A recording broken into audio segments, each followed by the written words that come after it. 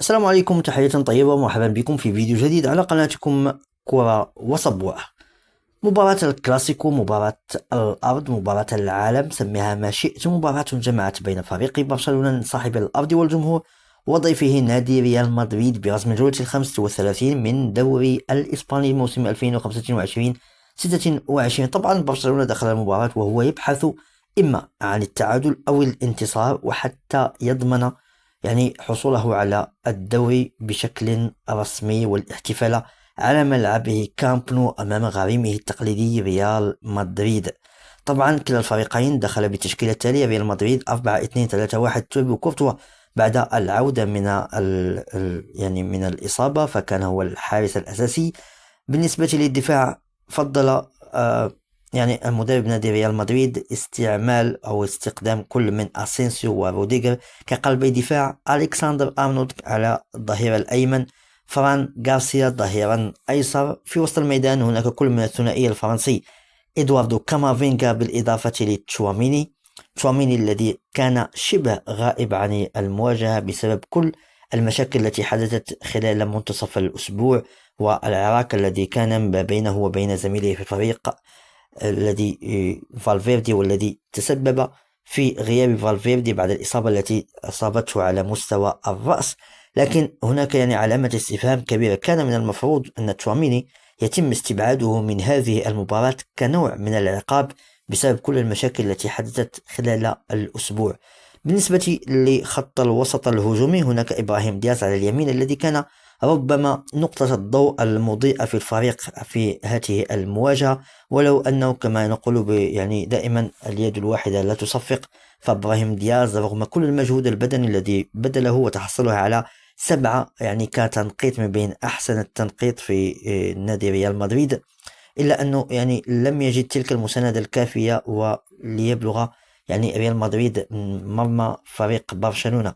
أيضا بيلينغهام كان كلاعب وسط ميدان هجومي كصانع ألعاب. ثم على الجهة اليسرى الحاضر الغائب فينيسيوس جونيور الذي تحصل على 6 كتنقيط. بالنسبة لي 6 أكثر مما ينبغي إعطاؤه 5. ربما سيكون هو التنقيط الصحيح بالنسبة لفينيسيوس جونيور.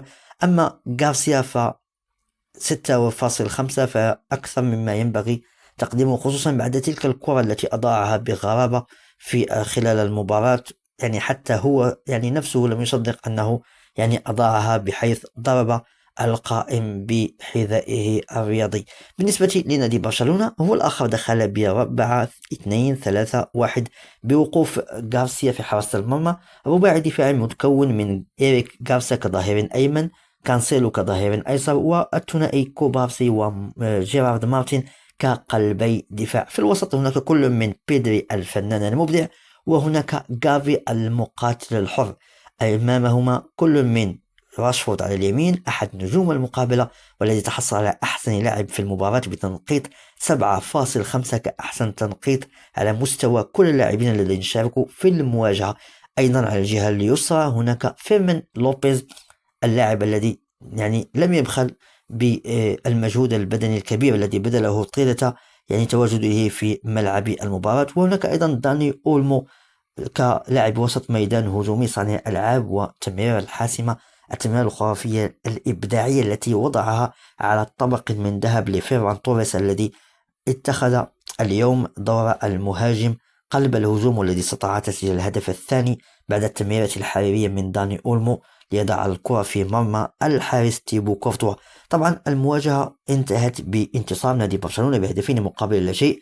في الشوط الأول كان راشفورد قد سجل الهدف الأول من ضربة حرة ثابتة أسكنها الشباك على يمين الحارس تيبو كورتوا، في واحدة قلما نشاهدها في المباريات بصفة عامة، وخصوصا أمام حارس مرمى بحجم تيبو كورتوا. لكن راشفورد بالفعل استطاع تسجيل هدف خرافي ووضع برشلونة في المقدمة بهدف مقابل شيء بعد لحظات من انطلاق المواجهة، ليعود بعد ذلك داني أولمو بتمريرة حرارية سحرية من وحي الخيال يضعها على طبق مذهب مقشرة أمام فيران توريس، وحتى يضع الكرة في شباك الحارس تيبو كورتوا، معلنا الهدف الثاني لصالح نادي برشلونة. وبعدها سيتم التحكم في الإيقاع. برشلونة يلعب المباراة كما يريد. ترك الكرة في بعض الأحيان لنادي ريال مدريد، لكن التخبط الذي يعيشه نادي ريال مدريد هذا الموسم والموسم الذي سبقه، وخصوصا يعني في الآونة الأخيرة بعد إقالة تشابي ألونسو، يعني لم تعطي الأولوية أو لم تعطي تلك الأفضلية لنادي ريال مدريد حتى في تسجيل هدف تقليص الفارق. طبعا اللاعبين الذين كان يعني معول عليهم في هذه المواجهة من جهة نادي ريال مدريد لم يكونوا في الموعد أغلبهم، خصوصا فينيسيوس جونيور الذي تحصل على 6 كتنقيط. كان غائبا، يعني الحاضر الغائب حاضر في التشكيلة لكنه غائب فعليا في المباراة، ولو أنه يلعب أمام إيريك غارسيا الذي هو في الأصل ليس بظهير أيمن، لكن فينيسيوس جونيور بالفعل كان اليوم يعني غائبا حاضرا. أيضا بيلينغهام هو الآخر، يعني حاول في وسط الميدان، استعمل قوته البدنية، حاول كثيرا مجاراة وسط الميدان نادي برشلونة المفعم بالحيوية والنشاط والإبداع، الكرياتيفيتي العالية التي متواجدة في نصف أو في منتصف ميدان نادي برشلونة.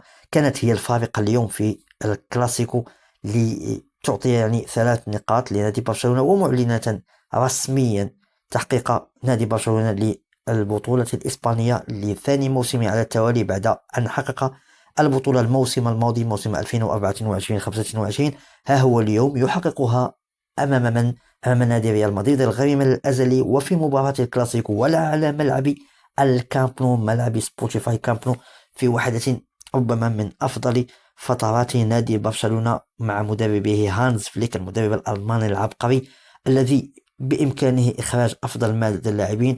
شفنا فيران توريس كيف عاد من بعيد ويعني أصبح قطعة مهمة في فريق برشلونة.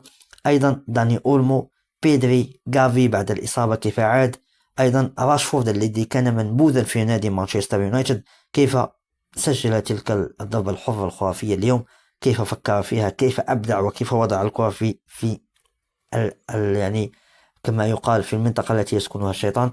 يعني فريق متماسك. هدف أول، عندما تشاهد نادي برشلونة فهو فريق متكون من لاعبين في منظومة، وفي نفس الوقت لاعبين لديهم فرديات ولديهم مهارات عالية استثنائية يستطيعون من خلالها حسم المواجهة في أي لحظة.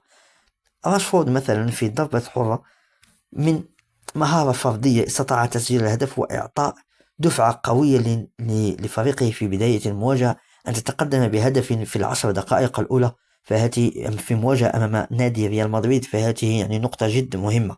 ثم الهدف الثاني كيف كانت العرضية من فيرمين لوبيز، ثم التمريرة الحرارية من داني أولمو بدون يعني استلام الكرة، من لمسة واحدة كيف وضعه أمام المرمى، خذها وسجل الهدف الثاني ودعنا نحتفل جميعا. يعني حتى اللقطات التي كانت على لامين يامال وهو الغائب عن المواجهة بسبب الإصابة التي لحقت به في إحدى المواجهات بعد تسجيله ضربة الجزاء، كيف كان يتفاعل مع اللاعبين رغم الغياب. هنا تعطيك تلك اللحمة التي لا تتواجد في نادي ريال مدريد، حيث ريال مدريد كل لاعب يلعب لنفسه.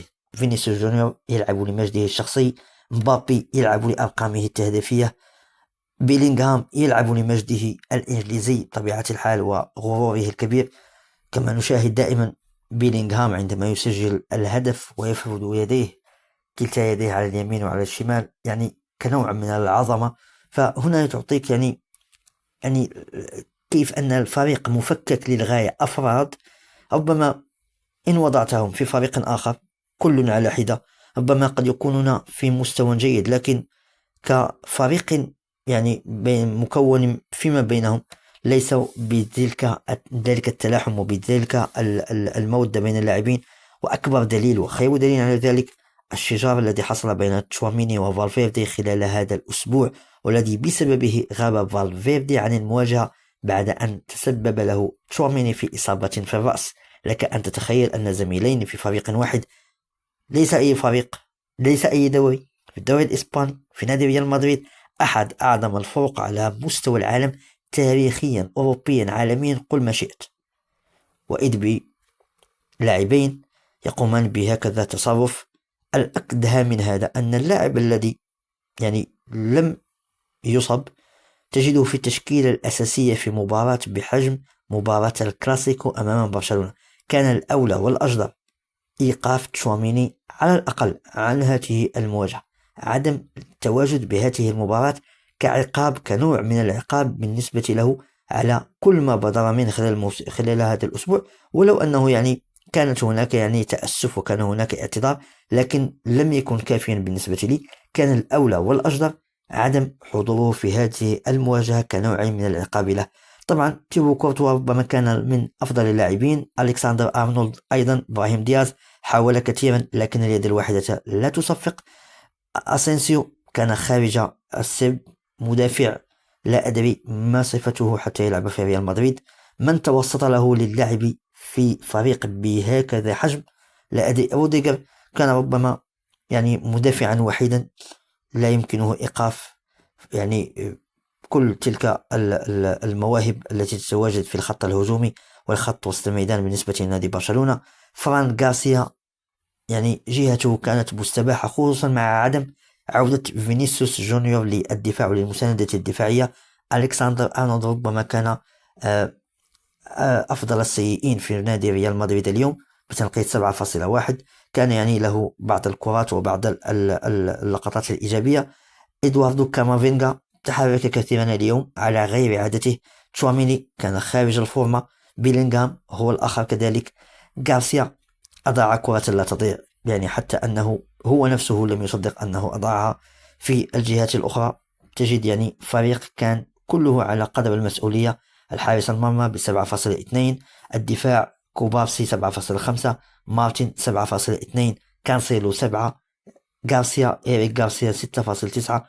غافي ربما كان غير لم يظهر بتلك الصورة التي كانت منتظرة أو بتلك القيمة الفنية الكبيرة، لكن يبقى لاعب له قيمته في نادي برشلونة.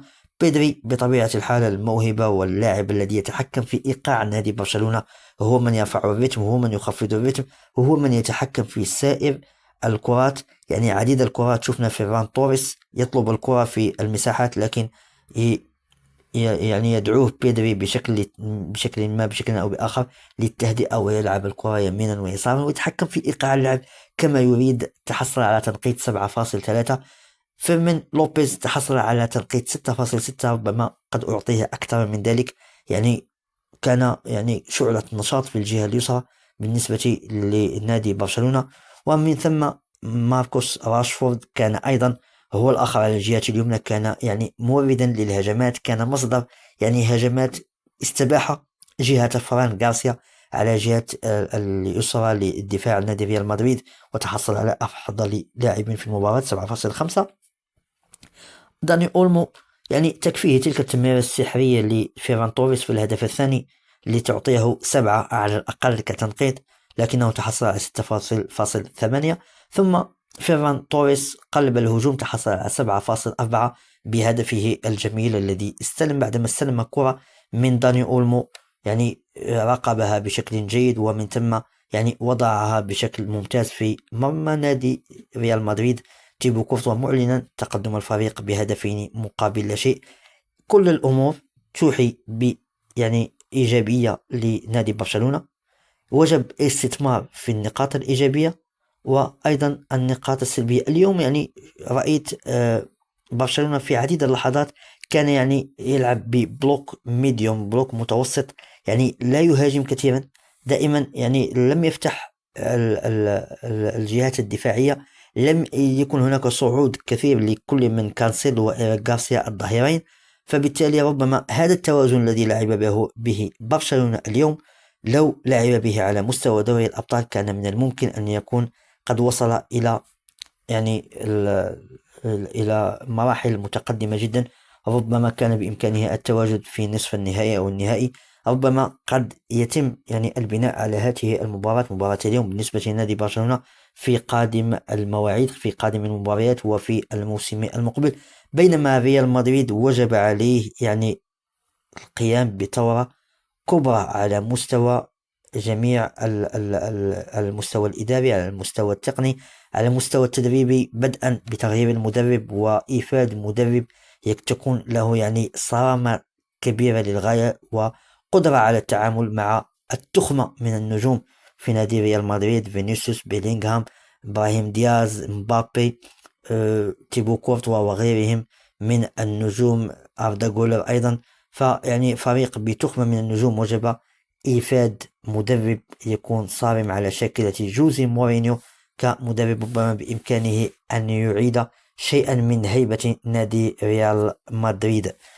أيضا على مستوى التركيبة البشرية وعلى مستوى قائمة اللاعبين، فهناك عديد اللاعبين الذين لا يجب أن يكونوا الموسم المقبل على مستوى الفريق: أسينسيو، كامافينجا، روديجر، فران غارسيا، ميندي.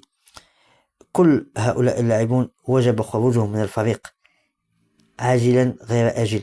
أيضا يعني بعض اللاعبين على مستوى القائمة الاحتياطية، يعني هناك وفرة في اللاعبين يعني، لكن كمستوى ليس هناك يعني لاعبون بالقيمة الكافية لنادي بحجم ريال مدريد. فأيضا هناك كل من فينيسيوس ومبابي وجب التضحية بأحد اللاعبين. يعني لا يمكن بأي حال من الأحوال الاستمرار باللعب بكل من فينيسيوس ومبابي إلا في حال يعني ما إذا وجد مدرب الجديد توليفة بإمكانه الاستفادة من اللاعبين. لكن يعني بالنسبة لي لا أظن أنه هناك إمكانية لتواجد اللاعبين بشكل رسمي في الفريق، فوجب التضحية بأحدهما خلال الصيف، ولو أن الأمر قد يذهب إلى فينيسيوس جونيور الذي من الممكن أن ينتقل إلى الهلال السعودي خلال هذه الصائفة. طبعا هذه كل التفاصيل الخاصة بمباراة الكلاسيكو. مبروك لنادي برشلونة حصوله على الدوري، وهارد لك لنادي ريال مدريد الخروج بخفي حنين والخروج خالي الوفاض للموسم الثاني على التوالي بدون أي لقب خلال الموسم. يعني عمل كبير ينتظر ريال مدريد خلال الصيف، بينما برشلونة وجب عليه يعني الاستثمار في النتائج التي تحصل عليها ومحاولة تطوير الفريق وسد بعض الثغرات الدفاعية خلال الموسم المقبل. إلى هنا نكون قد استوفينا كل ما لدينا لهذا الفيديو. لا تنسوا دعمنا بالاشتراك في القناة، تضغط زر الإعجاب وتفعيل الجرس ليصلكم كل جديد. في أمان الله.